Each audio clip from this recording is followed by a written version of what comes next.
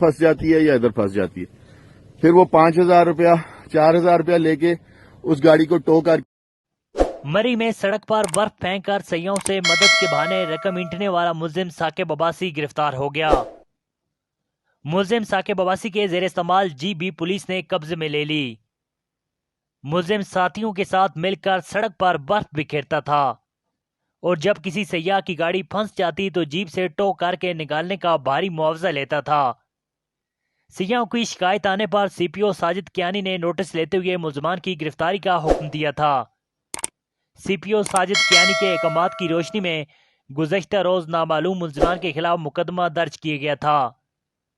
CPO Sajid Kiani का कहना था कि मुलजिम के दीगर साथियों और सहूलतकारों को भी गिरफ्तार किया जाएगा।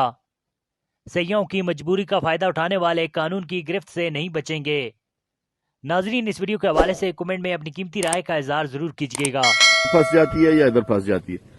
फिर वो 5,000 रुपया 4,000 रुपया लेके उस गाड़ी को टो कर